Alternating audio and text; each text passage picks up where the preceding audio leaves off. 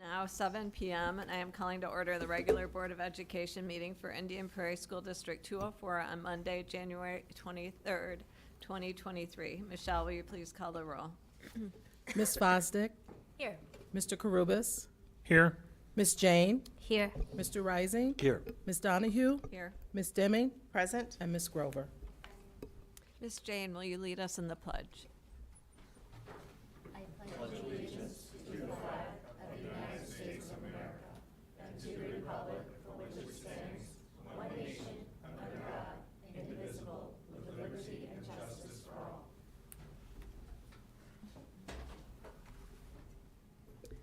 Our next regular board meeting will be held on Monday, February 6th. We have several board salutes today. Mr. Karubas.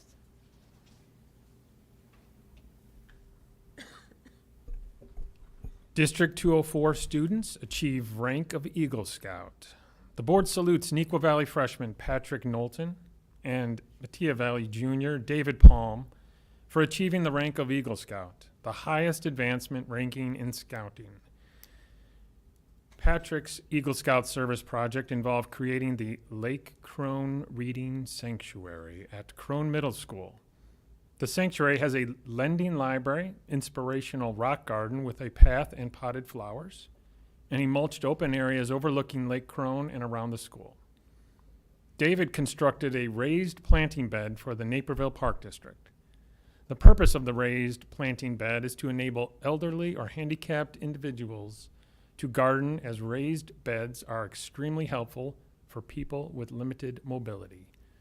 Congratulations, Patrick and David, on achieving the prestigious rank of Eagle Scout. Thank you. Ms. Grover. Technology Center of DuPage Students of the Month. The board salutes Neuqua Valley Senior Brenna Palmer and Wabansie Valley Senior Cameron Marchiendo for being named the January Student of the Month in their respective programs from the Technology Center of DuPage. Brenna is enrolled in the Nursing Assistant Training Program, and Cameron is registered in the Welding Technology Program. Congratulations to Brenna and Cameron. Ms. Deming. District 204 student advances to piano competition, national finals. The board salutes Gregory Middle School 6th grader Jeremy Liu, who won the Illinois State Junior Piano Competition. Jeremy will compete in mid-January as a division finalist in the MTNA East Central Division Junior Piano. Good luck, Jeremy. District 204 educator earns national board certification. The board salutes Kalashaw Elementary interventionist Danielle Culberson on being one of the 336 teachers to recertify as a National Board Certified Teacher. The National Board Certification is achieved through a rigorous performance-based assessment of a teacher's pedagogical skills and content knowledge. The certification process generally takes 1 to 3 years to complete. Congratulations, Danielle, on this stellar achievement. Mr. Rising. Illinois Music Education Association All-State Festival and Music Education Conference. The board salutes 57 District 204 high school student musicians who were selected by the Illinois Music Education Association to perform at this weekend's All-State Music Festival in Peoria. Indian Prairie annually places at the top of school districts statewide in the number of student musicians selected for this conference. This year, District 204 has students participating in the all-state choir, orchestra, band, jazz band, and composition track.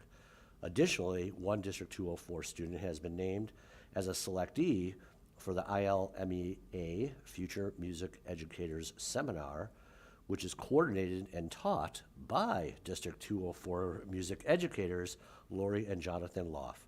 Congratulations to all involved. Ms. Fosdick.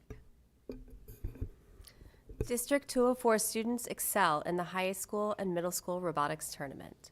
The board salutes District 204 middle and high school students and staff who participated in the robotics tournament at Neuqua Valley High School Burkett Freshman Center this past weekend. Congratulations to the middle school tournament champions, which in the afternoon session were the Granger 82580C and Hill 98029F, and Crone 37475A and Fisher 209F were the evening champions. The high school tournament champions were Nequa 2360V and Matia 8995B, Nequa 2360N and Nequa 2360V, runner-up, were awarded the skills champions. Congratulations to all the robotics teams, and thank you to the Indian Prairie Educational Foundation for supporting this robotics tournament experience. We look forward to the middle school tournament on Saturday, February 11th. Ms. Jane. District 204 students win at Chicagoland Google Educator Group Film Festival. The board salutes the numerous District 204 students who recently won awards at the Chicagoland Google Educator Group Film Festival. The annual film festival provides an opportunity for K through 12 students to become empowered and flex their creative muscles. Students were challenged to create a film under 2 minutes that responds to this year's theme, My World. Congratulations to Vashisht Chilakala, 3rd grader at Owen Elementary, who was awarded for his film Vasi's Creative World. Julian Zopp, 7th grader from Hill Middle School, for his film Boy on a Wire. Yuvan Singara Kasi, Jack Lehman, and Sean Sawicki, 8th graders from Hill Middle School, who won for their films Eyes on the Storm. Xander Corellis, 8th grader from Hill Middle School, who received the award for his film My World of Sounds. 7th grader Nolan McLean won the award for his film A Different Perspective.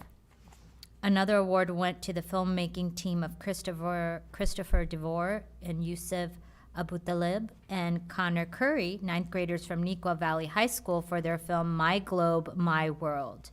There were also several honorable mentions for students in elementary, middle, and high school. Congratulations to all these students on this wonderful accomplishment.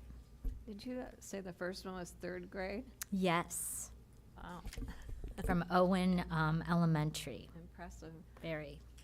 Well, thank you to all of those. Next up is our student representative report from Kushi Vashanuv from Nequa Valley High School.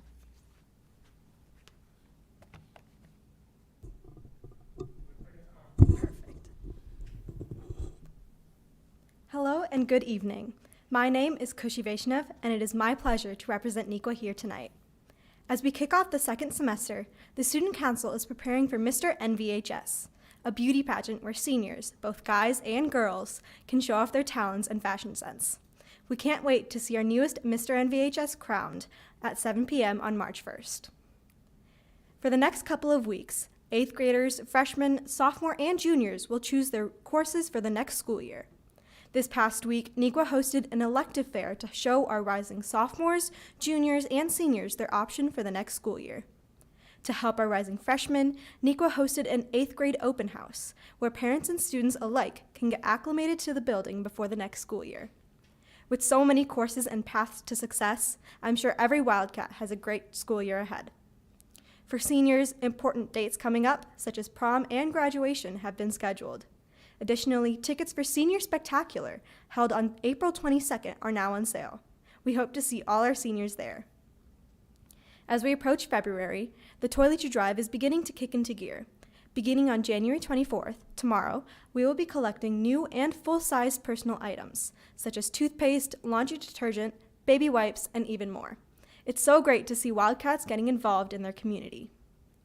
Recently, 30 Nequa musicians were chosen by the Illinois Music Educators Association to participate in the ILMEA All-State Conference. Congratulations to you Wildcats, and I can't wait to see how it goes. In other news, this past week was Nequa's reinitiation of Access, our student support service on Wednesday mornings. I'm sure all our Wildcats are excited for a new way to get some extra help. It's been a busy few weeks for Nequa athletics.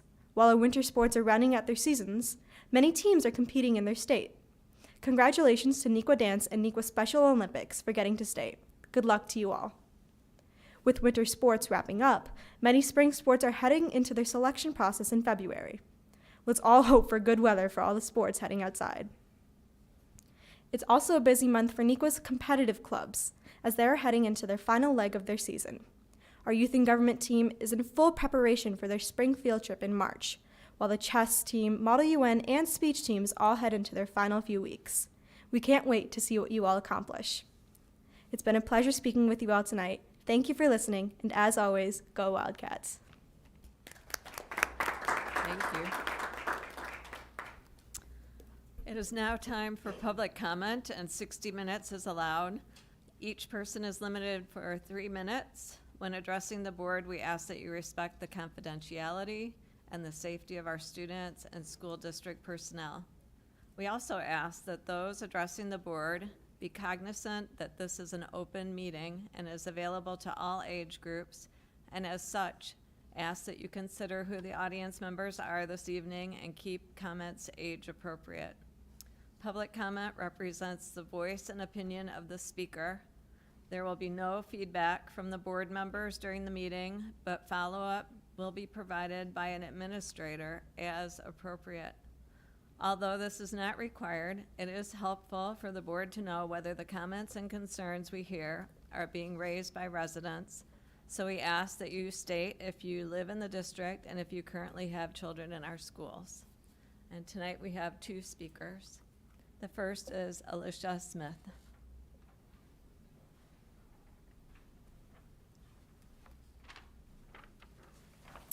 Hello, my name is Alicia Smith. I am an alumni of the district, a former teacher, and a resident of the district. My schools are Georgetown, Gombert, Kendall, Gregory, and Wabansie Valley. I currently teach in 203. 204 states that they have a commitment to equity and educational excellence, yet not all schools are included in this commitment. 4 204 schools fall below the state average in state testing: Fisher, Georgetown, Longwood, and McCarty. The teachers, students, and families are striving for educational excellence, but the administration and school board are not committed to equity for those schools. When the district designed the boundaries of Gombert, Longwood, and McCarty, it gave them a low-income, free and reduced lunch population that is more than double the district average of 18%. Georgetown's low-income, free and reduced lunch population is more than triple the district average of 18%. Then the district created even more inequity by having 3 of those schools feed into Fisher Middle School. A student attending either Georgetown or McCarty from kindergarten through 5th grade and then attending Fisher will have attended a school for 9 years that has not met the state average in testing. School districts do not have to create inequitable schools that cannot meet the state testing averages. Naperville 203 has a similar low-income, free and reduced lunch population to 204. Naperville 203's low-income, free and reduced lunch average is 15%. Unlike 204, Naperville 203 does not have a single school with a low-income, free and reduced lunch average that is more than double the district average. As a result, every single school in Naperville 203 is well above the state average in state testing.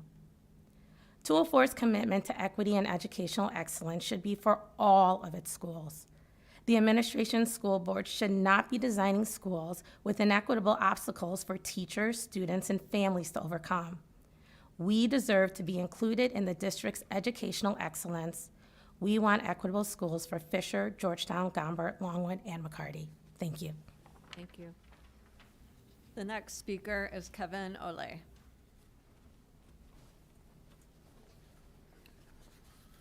Hello, my name is Kevin O. I'm a resident in District 204 and a parent of 2 District 204 graduates. My comments tonight are general in nature, and my motivation to comment comes as a result of a 13-year teaching career at a Big Ten university, coupled with a number of recent events, including the termination of a New York University professor who was terminated after 25% of his students in his class authored a petition complaining that the course was too difficult. As a disclaimer, I want to note that my upcoming comments here are not intended to be an indictment of the universe of students, as there are many students who appreciate the challenges that courses present and attack their academics with vigor. A good example is some of the students who got recognized earlier tonight. However, there's a number of trends that I've seen at the college level that are of concern to me. Some of these include, number one, diminishing personal accountability, where students fail to own their success and look for excuses for why they missed a deadline or didn't do well on a given assignment. This includes students who feel they should be rewarded for simply showing up or trying, as opposed to the results, which are sometimes very far off the mark. I also see a trend of limited proactivity, where students fail to plan properly, and when they miss important deadlines, including forgetting to show up for an exam, they expect others to accommodate them. Also, the issue of lower resiliency, where students are not able to handle routine adversity or challenges, including getting the right answer the first time. And also an issue of integrity. The number of academic integrity cases that we deal with on an ongoing basis is startling. This could be students doing joint work when it's supposed to be individual, paying others to do work for them, or forging documentation like medical excuses to get out of work. Worse yet, many of the students continue, in spite of undeniable evidence, to deny that they were guilty of the violation. And we haven't even seen the surface scratched here when we hear about this ChatGPT AI engine. These are not isolated incidents. They appear to grow every year. To wrap up my comments, I want to say that I was most struck by one of the TV commentators in the aftermath of the NYU University professor's termination, where the commentator asked, "When did we move away from being a culture of rigor?" I would ask that the Board of Education and the district not fall prey to what I'm seeing as a general trend among some academic institutions of lowering the bar or lowering expectations of students. Let's rekindle a culture of rigor, and let's do what we need to do to challenge students as well as help them Ms. Donahue, the speaker's time has ended. be successful in those challenges, however hard it might be. Thank you.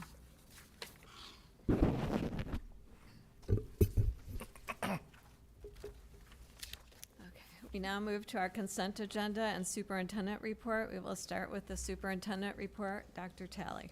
Thank you, Ms. Donahue, members of the Board of Education and Indian Prairie community. I'll start my comments, unfortunately, with sad news. One of our students, Ms. Alana Guerrero, a second grader at Bilta, passed away on January 4th. Alani was a student in our homebound program. We want her family to know we send them our condolences. I'll ask that we take a moment of silence now in honor of Alani.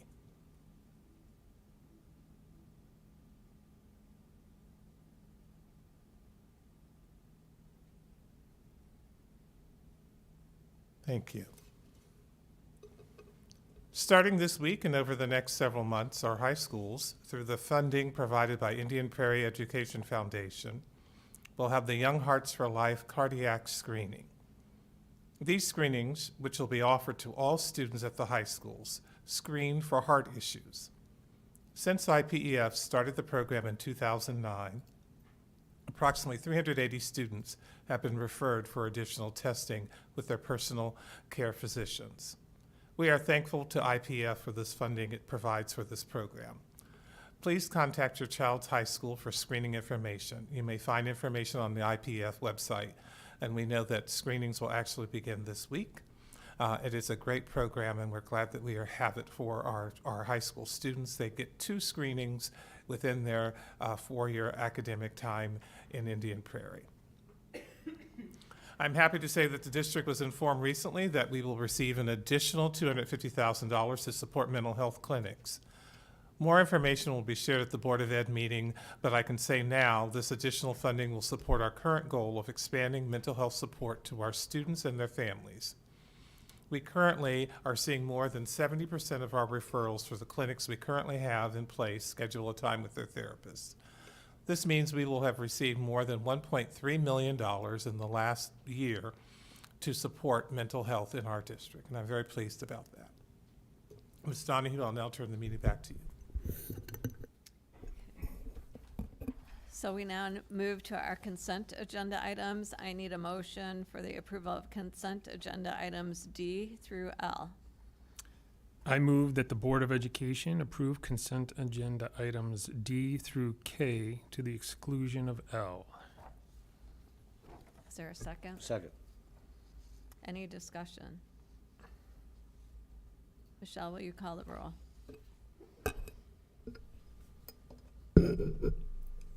Mr. Carubus, Yes. Mr. Rising, Yes.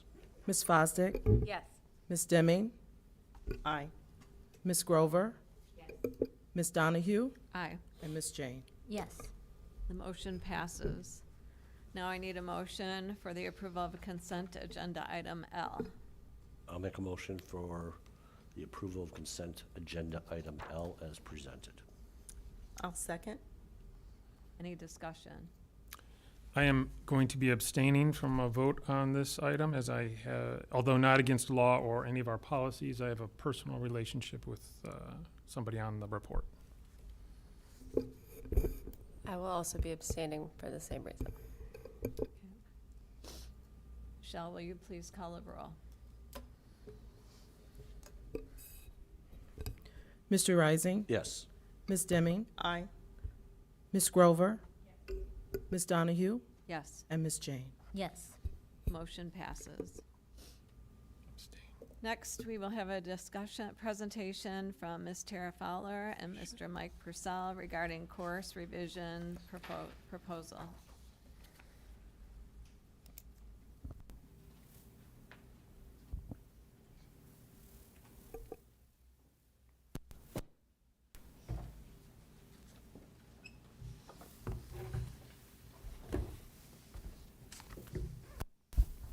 Hello, good evening.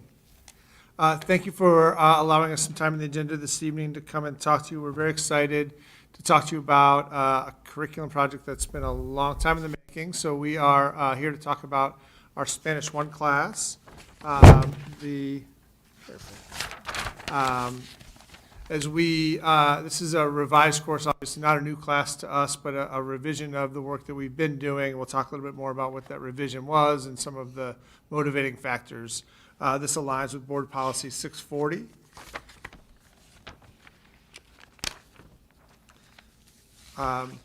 This course is one of the very few that we teach at both the middle school and the high school level. So Tara and I very excitedly get to work together on this project, which we don't get to do very often. So in concert with our World Language Department chairs and a representative of teachers from the middle schools and the high schools to come together to do this work. And really what we're here to do is to share with you the work that those folks have really done the most of.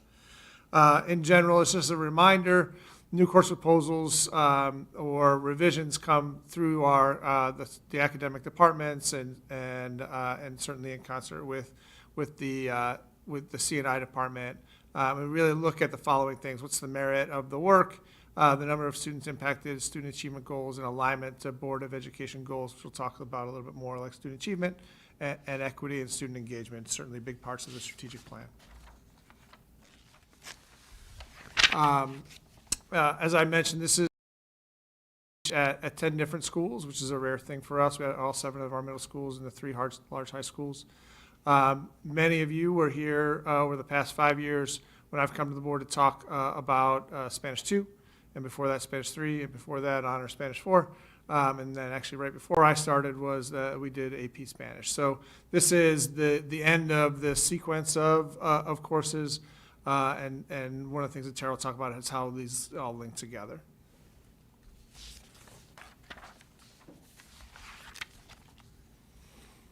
So as Mr. Purcell mentioned, this is the last in the progression of course reviews and updates for Spanish. So we're just simply looking to renew the alignment of the curriculum outcomes so that all of the courses, Spanish 1 through 4, have a logical progression. Also looking at our current curriculum through the lens of student achievement, equity, and student engagement, which is a regular practice for us and is aligned with the strategic plan. And then we definitely had a need for an updated resource. I'm not sure, Mike, if you know how old the resource is that we currently use. It's pretty old. We'll just go with that. So this gives us an opportunity to look at both physical and digital resources to support our Spanish 1 instruction.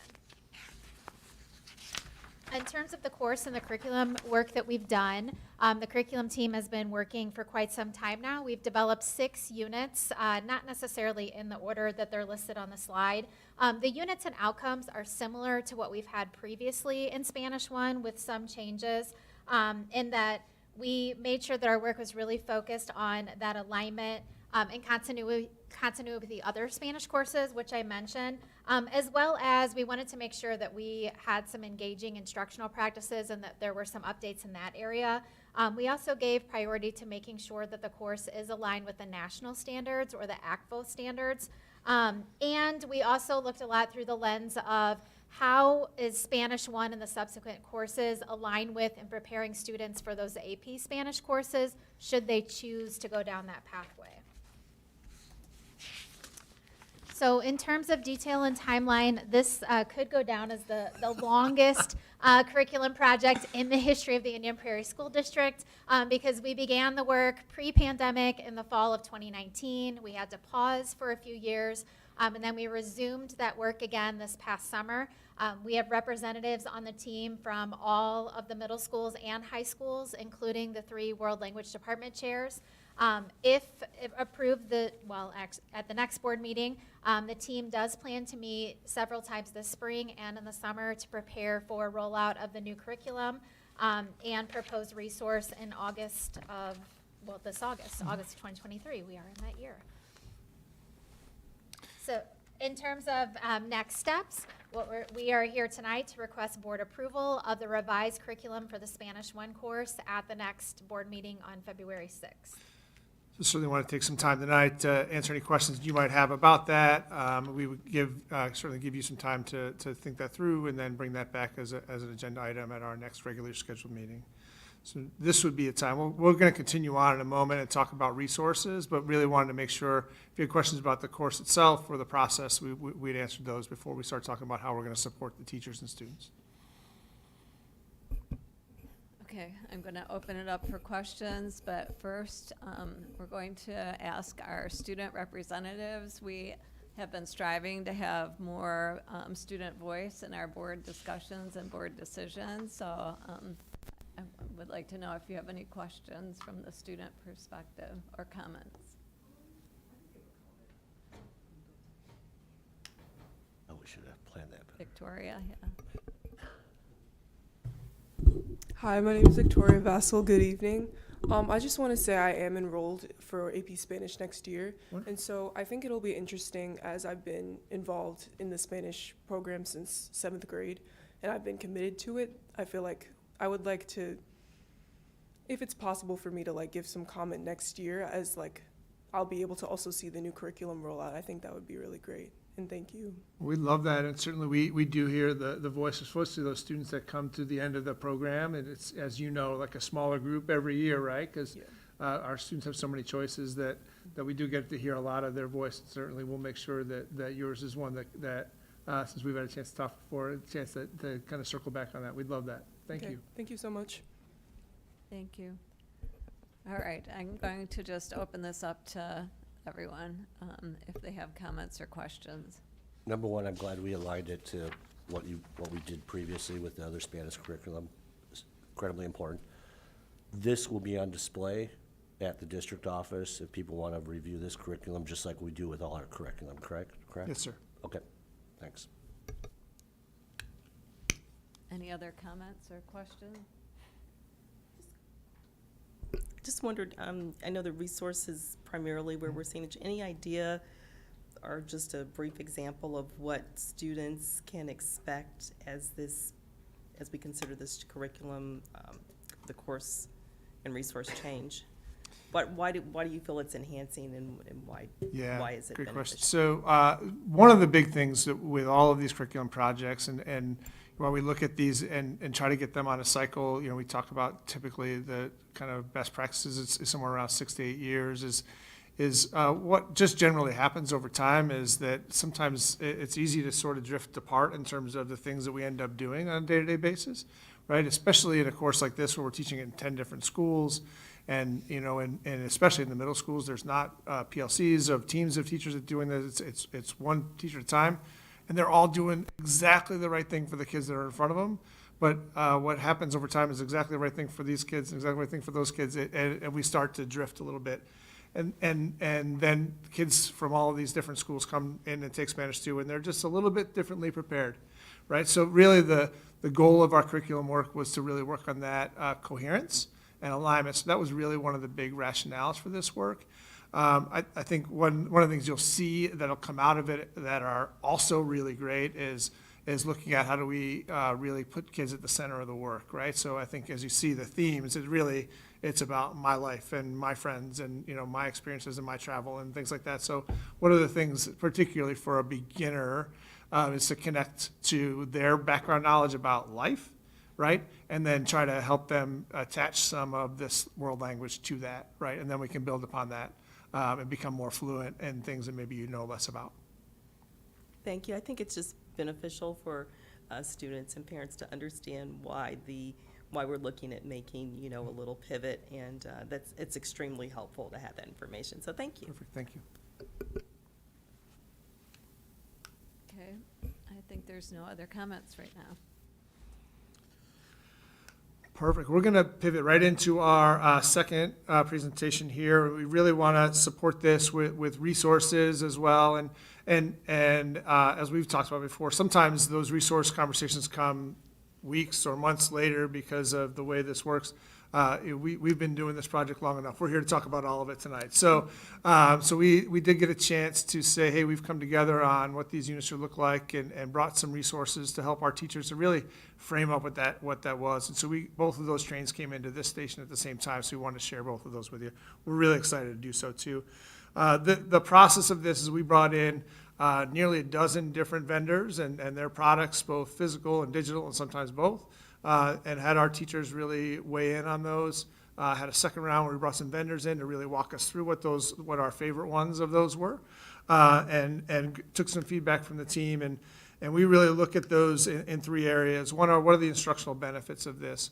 One of the things, our core belief is that nothing's going to help our kids to achieve the outcomes that we talked about in the course a moment ago more than our teachers. That's where the learning happens. What we want to do is to put great resources into our teachers' hands to help them to do that even better, right? So what are the instructional benefits to do that? And when we talk about instructional benefits, what we mean is, how does it help kids to achieve? Does it help us provide equitable outcomes? And is it engaging to students? The second piece we talk about is the digital integration, right? Some of these products are digital. Our processes, not only do the vendors come in and talk with our teachers, that we scoot them down the hall and take them to another conference room, and they have to talk to our tech team, because does it roster automatically? Our kids is the uptime? We do kind of background checks on them and talk to other people that have used them. Does the digital part work? Is it effective? All those kinds of things. Those things that, truth be told, Tara and I don't understand very well, so we have to have them talk to people that are smarter than us to give us some feedback on that part, right? And then the fiscal responsibility of it. So we have them come in and give us bids, and we make sure that we're coming in at the most fiscally responsible way that we can. And the one that really rolled up in terms of all three of those areas is a title called Entre Culturas. It's by Wayside Publishing. One of the things that we're excited about, that this was not the criteria to make that decision, but it happens to be the same vendor that our Spanish 3 team chose 3 or 4 years ago. And we like a lot of the things that are a part of this product. The things that teachers in their comments and the feedback that they gave us, they liked that it tied to the ACTFL standards. That's the national standards for foreign language. That it would help students with future study, including for advanced placement, including for potentially for the seal of biliteracy, all nice things. But really for the Spanish 1 aspect of this, because not all of our kids are going on to advanced placement and those kinds of things. They really like that there's authentic videos in there. We got to watch some of them. It's so authentic, it's like somebody out talking on a beach and there's people walking by, and you kind of feel like you're there. So there were some pieces of that just were really just kind of felt like you were talking to someone who's living that in that world, right?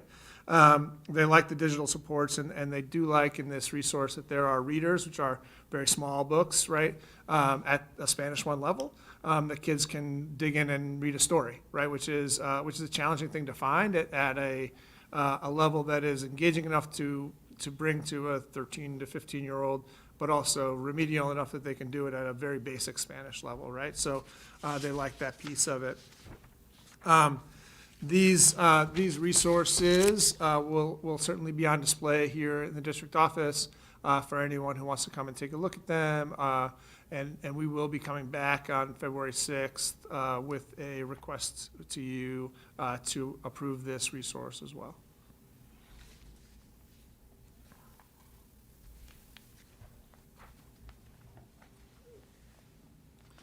At this time, if you have any questions about the resource or follow-up questions about the course, we'd be happy to address those. Okay, I'm going to follow the same process because I detect there's not a ton of questions about this. So does anyone have any comments or questions about the resource for Spanish? I only have one quick question. It's just not mentioned here, and I'm assuming it's part of it, but I thought I should ask. Since teachers seem to be happy with what is offered here, I'm assuming it includes some writing component too? Okay, Yeah. this is Writing, part of it. speaking, Okay, listening. cool. Thank you. Victoria, do you have any questions? Okay. So you use a different resource for Spanish 2? So, it's very normal to have different ones. So we certainly we brought all of these and we make these independently. And there's some advantages to having it kind of hearing the same voice, but there's some disadvantages, truth be told, if you're kind of hearing things the same way. This one we don't have for Spanish 2. If you recall, likely you don't, because there's a lot of these courses, right? Spanish 2 chose to use more open ed resources and do things that were more self-created.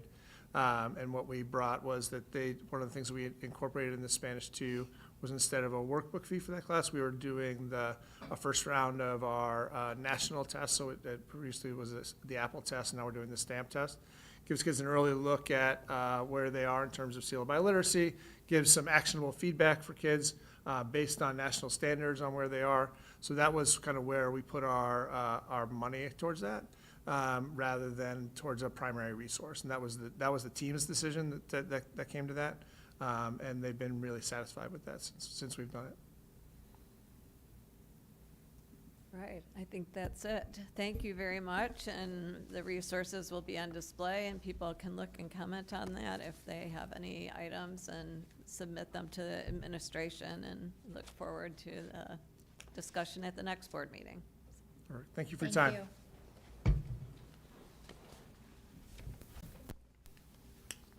We now have a presentation from Mr. Doug Carius regarding the curriculum approval process.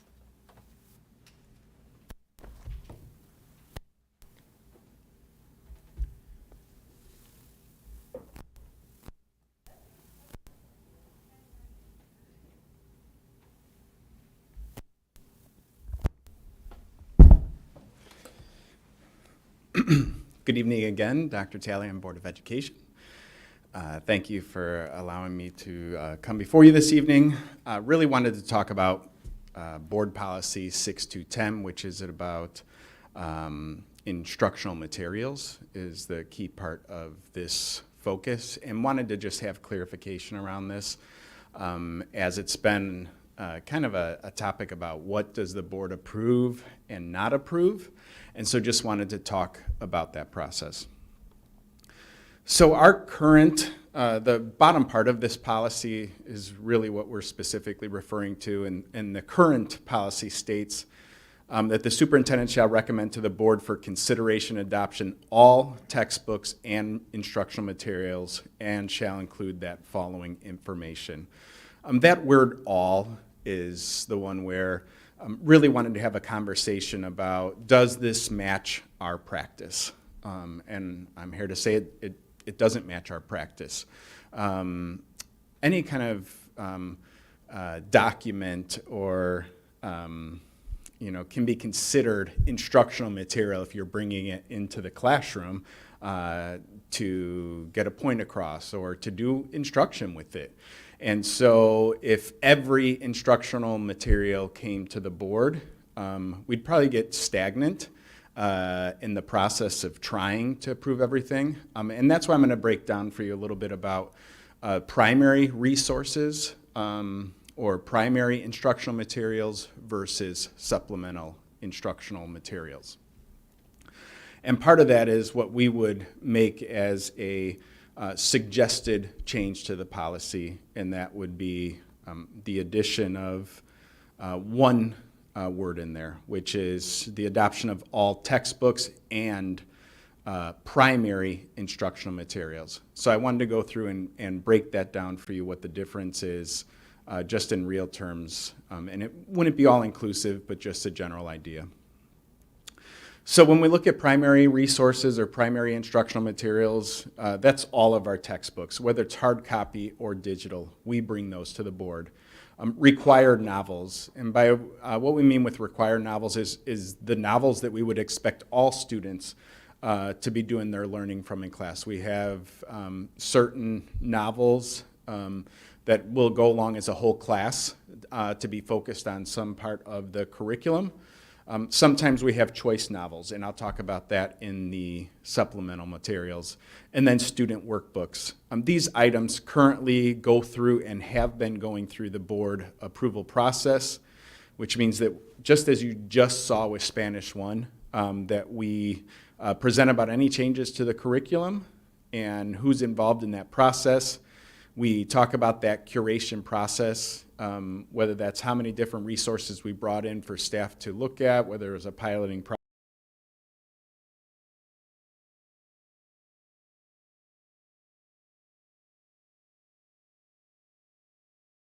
or those,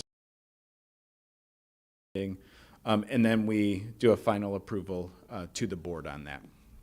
That's been the practice, and do strongly believe that that should be the practice moving forward.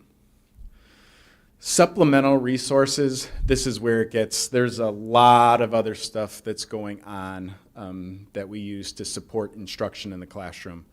We have many digital products like IXL, Dreambox, Lexia, some that are also not digital like Pioneer Valley. During the pandemic, we did have a digital version of Pioneer Valley as well. We have Pioneer Valley, though, the hard copies in all our buildings right now. Newsella, which is a lot with current events. Soundtrap, National Geographic, Quaver Music. We have intervention support. So we have some supports that we have in place for when we're looking at a multi-tiered system of supports. We have our Tier 1, which is our the instruction or resources that we use all students. Then we might have Tier 2 interventions where you might see something like Read Naturally or Bridges Math. That means that our Tier 1 curriculum or instruction is not being as fully effective for those students, and so we might need something else. This is usually a smaller % of students where we need some different level of intervention. Our library books. Oftentimes, library books are brought into the classroom to read to the class or for students to read or for choice. Those can all be considered instructional materials. The classroom libraries. Some of those we help support and purchase for teachers. Some of them they bring into the classroom themselves, but classroom libraries are also ones where we haven't brought those to the board in the past. Choice novels. So oftentimes, teachers might say, okay, these 7 books or these 7 novels you can choose from because that'll help us, a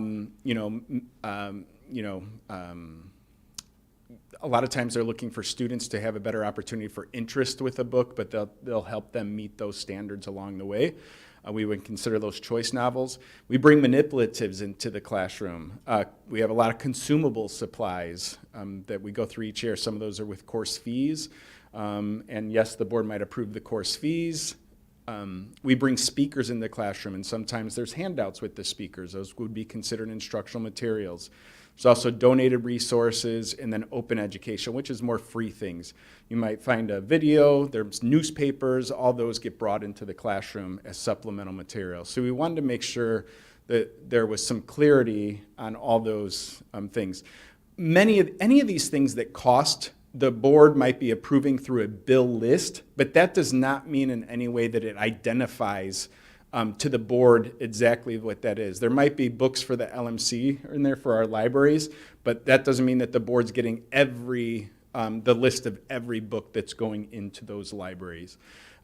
Same, you might see something that's related to like Cengage on the bill list, and that might be for Big Ideas Math, but you're seeing what that bill is for Cengage. So they do get board approval, but there's not specifically on what that is on many of those bill list items. And many of these are digital resources. We also at the same time look for, all of the directors do a great job of trying to negotiate. When we know that we need a resource, it might have a 1-year cost of $23,000, but if we get it for 5 years, we can get it for $60,000. And so we look at those opportunities too and try to decide, is that something that we know we'll be using for that period of time? When did we go through the cycle on that? How often is, we have systems to check how often is this utilized by staff and those types of things. So a lot of that's moving along that entire way. And those are not things that come specifically to the board every time. You're not approving every speaker that comes into a classroom, or somebody pulls a video because they want to make a point on something, or they bring a newspaper into a classroom because they're talking about something with current events. It would be nearly impossible for us to have you approve all of those every time. And so just wanted to clarify that for what the policy says versus what's actually happening in practice. So that with that, I just wanted, we're also, there are some things that we could put into the consent agenda if you want to do something based on like a cost that we're doing that, things that are over a certain, if you wanted us to do a separate item of what that breaks out, we could do that. But I can't imagine a way that we would be able to do all instruction materials as the policy says for the board approval. So with that, I would be glad to try to answer any kind of questions that the board may have. Okay, so if we want to move forward with this, we're not voting on this tonight, we're just having a discussion. Just having a and discussion. questions. So I am gonna call on everyone to see if they have specific questions or concerns. And I'm gonna start with Mr. Karubis. Thank you. I support administration's recommendation on changing the policy to remove all and put primary in there. I think that's a good temporary fix to better align our policy with our practice. And then I believe we should advocate with the Illinois Association of School Boards for a revision to the press updates, because this is a problem that's really systemic throughout Illinois. We don't want school boards to be a hindrance to administration, teachers, and students in getting instruction done. But there is a level of responsibility that the board needs to be aware of with the financial side and what is getting approved, balanced with the practicality of, even if we approve a book and digital material surrounding the book, there might be an update, and that might happen instantaneously, and we would have to be a hovering board to approve stuff throughout the day to get it done practically. So that's nearly impossible. It's systemic in that the whole school code is out of date. It references computer disks, which, but nobody is really responsible for kind of updating the school code. So I think we can do a little targeted pushback, whether it is, I think we could start with just an email to them about our concerns about it. So I think Although we try to follow press as much as possible to stay out of trouble and guide us on policy, I think this is an area where policy has, press is a little deficient on the policy, and could be used, it could be updated. So I think the fix now is important, because I don't like being out of line with policy and practice. But there's probably a better solution once somebody takes a look at the whole state of Illinois, and it might be a legislative solution. There has been some proposals of requiring the publishing of all instructional material on the website so that that can be reviewed by the public. And this goes in conjunction with that. And what kind of burden is that? What is included in the instructional material? You know, do we need to cite every website that gets referenced during the day? So I think there's transparency, there's approval of what is being, used, and there's the financial aspect of it. The bottom line is, yes, let's change the policy, and yes, let's advocate for a systemic change with press. Since you tend to be very focused on policy, not that the rest of us aren't, but this is like your key area that you strive and spend a lot of time and attention in. And you brought up press. Just for the public, I would like ask you to explain what press is. So we are members of the Illinois Association of School Board, which is a volunteer governing body of school boards, which nearly all school boards are members of.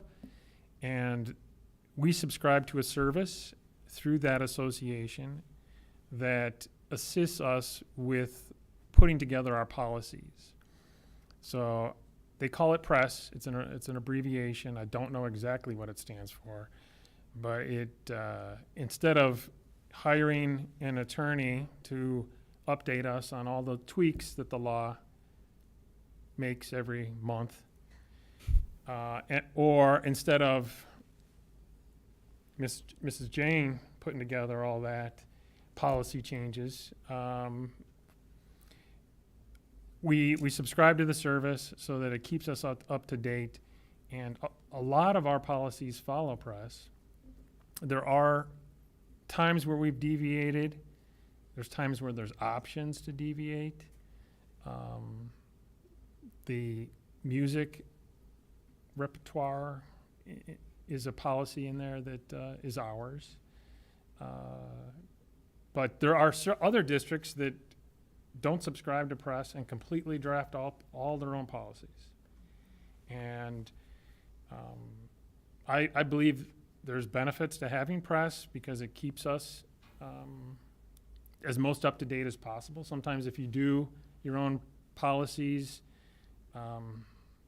then we'd have to have an annual review to say, hey, did you guys read all the statutes that they passed? And let's see if we need to update this, that, and the other thing. So it's nice to get the updates. It's much more cost effective than from attorney time and board time to keep us in compliance. But just like anything else, sometimes it doesn't go right. So I think this is one area where we can suggest an improvement.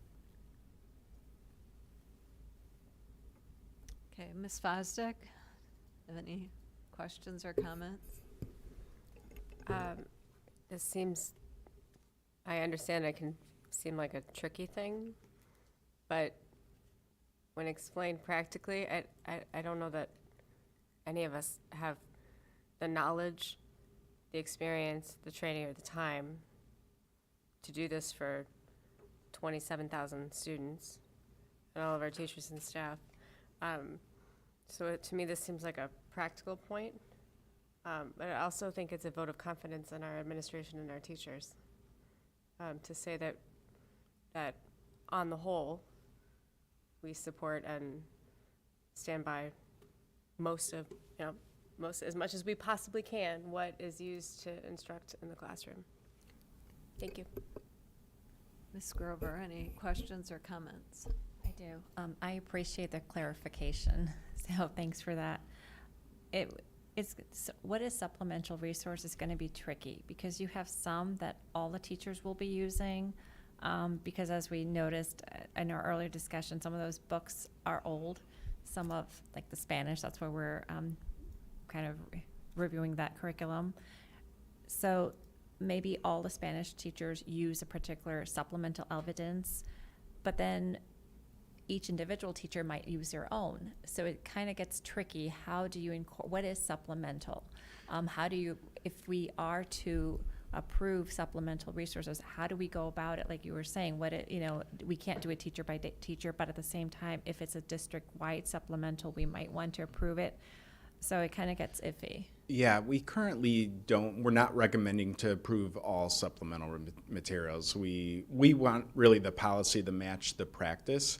However, if the board does, it would not be too difficult at the where we provide the board with some of those digital resources that are supplements that you see listed there. Like we do get Newsella for all middle school students. For them to have access to that. It could be easy for us to list out what are those ones that we send for approval. We typically do those renewals around June. Some of those are for, like I said, 3 years. Some are for 2 years, some 1 year, some 5. We really try to do that based on whether we can kind of get a financial break on those. And looking if we know that some cost increases are coming and what we can do with that.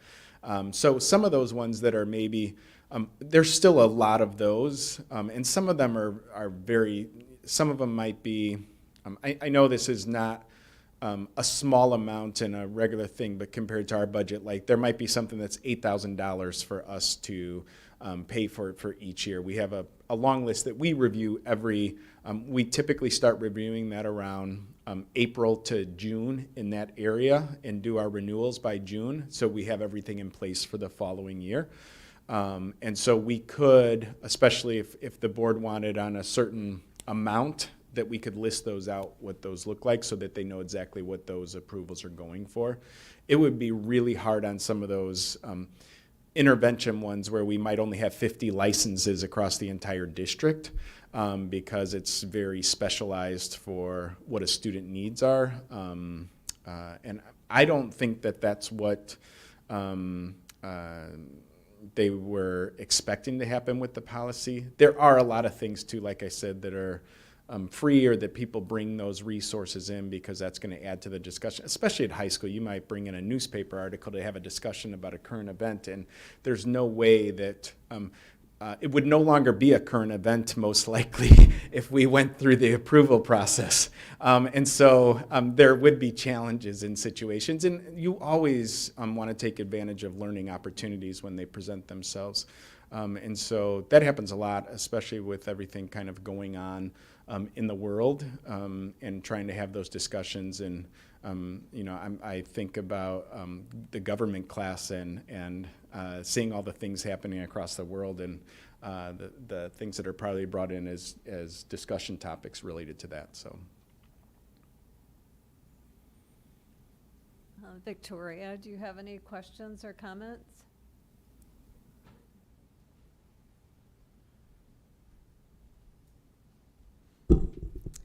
Hi, so I do appreciate the district doing their best, and I do agree that I think that at some point I feel like we all kind of almost become supplemental materials because we all kind of bring our opinions, and our teachers bring our opinions as well. And so I think I just appreciate the district doing their best, but I think that, yeah, in a practical sense, it is kind of hard to approve everything that we do. But I do also want to mention that I also appreciate the district coming in with an open mind when approving different supplemental materials. I think actually Ms. Donahue was with my class last year when NEQA had a pilot program in their honors English 2 class with the Underground Railroad. It was a new book that we tried to implement into the curriculum, and I think it actually went really well. And our last reflection of the study was asking, like, do we think that this should be implemented into our curriculum, and do we think that the district should approve this book? And I think that was really great that they gave us opportunity as students as an entire class to kind of try and, you know, think about like the text that we read within our classes. So yeah, thank you. Thank you. Thank you. Thank you for remembering me as your substitute teacher. I'm sure it was. Ms. Deming. I never cease to be amazed by our students here in District 204 and questions that they generate that would never appear, we would never think of. I just have to say, I just have a comment. We each work with, have adopted different schools, and I took a tour last year, the first visit that I had to one of my schools, and I love that the principal had an opportunity to share with me some of the intervention Tier 2 resources that were involved in that particular school for students from a math resource viewpoint.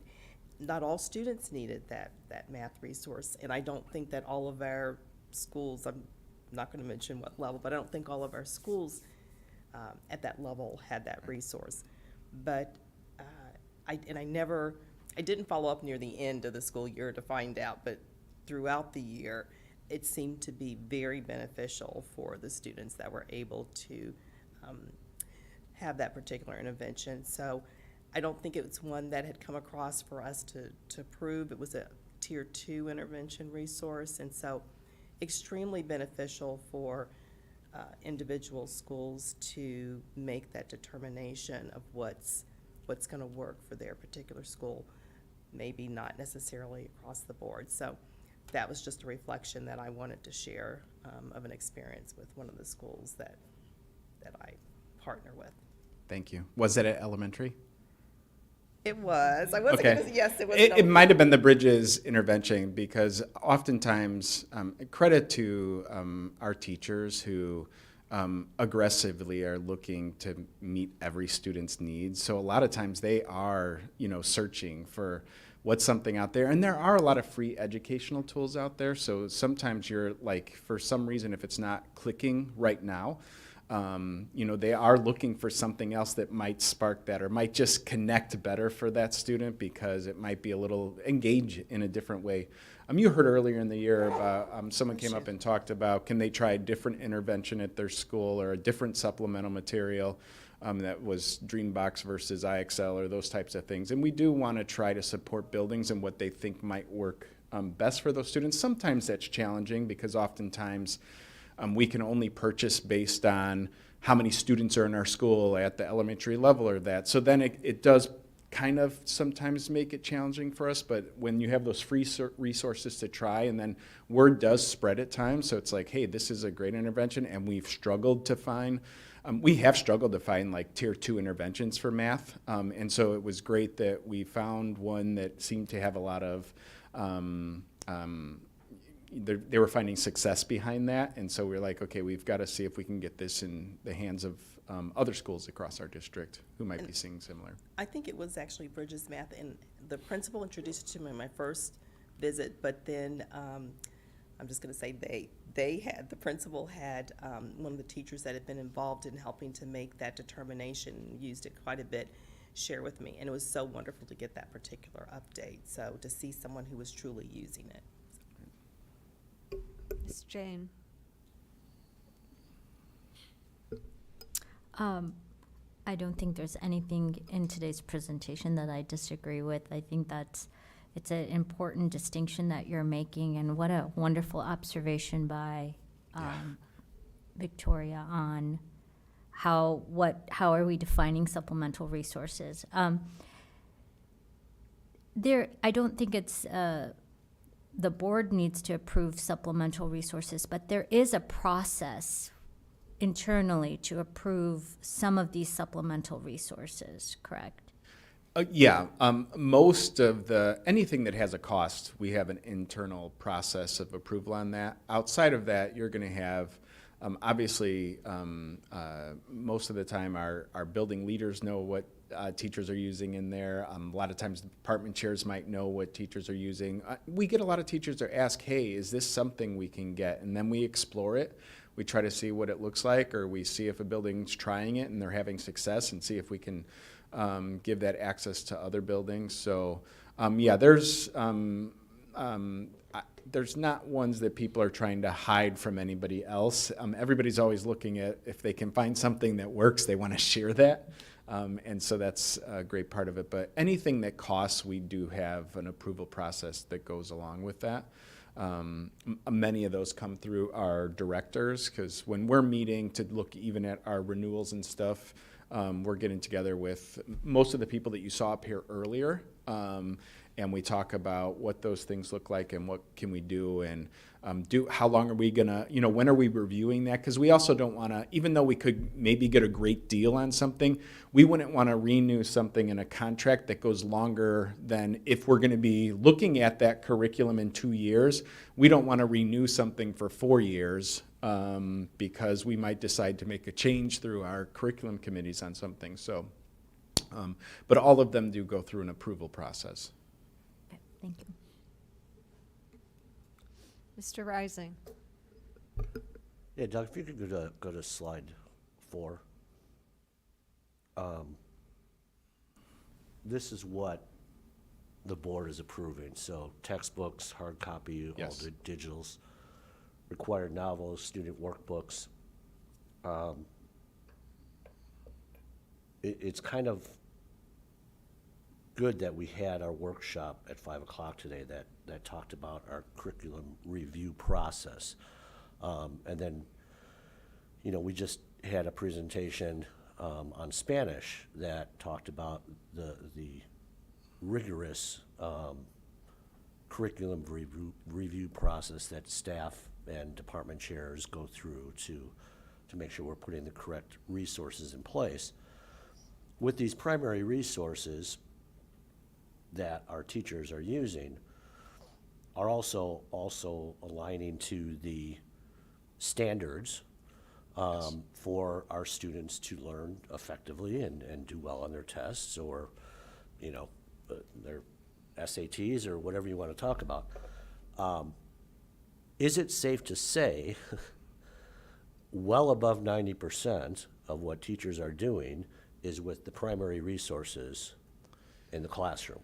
Because to me, the supplemental, a lot of times, is to reinforce something that's in the primary resources.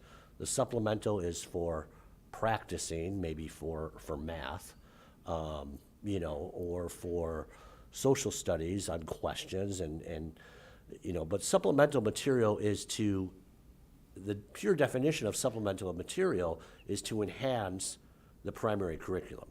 I would say that depends. Some of our curricular areas don't have a major primary resource that we've purchased to go along with it. So you could find an ELA about with guided reading and doing those types of things where it might not all be driven by a primary resource. However, then you have other ones that it would be the majority of it. And you're right, a lot of these supplemental things could be to support students for a personalization focus on it. That's what you see with a lot of those, either like Alexia or Dreambox, where then they can continue on and practice that skill set that was already taught in a different way, but it does an individual personalization of it. So those are the things that you get from a lot of the supplemental resources. It'd be, like our middle school social studies, we don't have this driving, we use a lot with Newsella might provide us with the current events or guiding things that way. It is something that we continue to look at. But we do have curriculum expectations that are consistent across those schools. And then what do we do to meet those? And we do try to be consistent with that, whether it's using this or using that. And we give the guidance on that. But it'd be hard for me to gauge about the 90% thing. I think in general that guides their instruction and what their planning looks like. They might bring in something else to support or to help get a certain, curriculum strand to make a point for the students or to help enforce it, reinforce it. I would say that's what a lot of the supplemental materials do.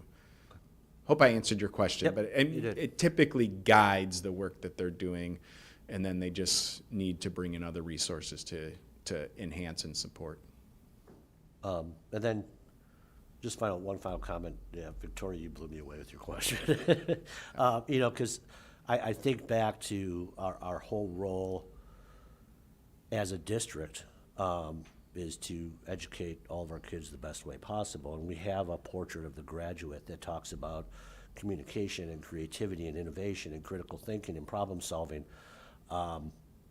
There are supplemental conversations that go on in every classroom. Yeah. And that is the goal of education, is to expand people's thought process on a subject.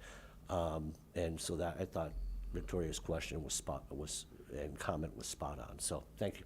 I agree. Students, we so often understand the importance of collaboration and student voice in the classroom, and I'm sure oftentimes they're learning things from each other in there, or any type of Socratic seminars. Those are all instructional methods and practices that probably go along with the instructional materials.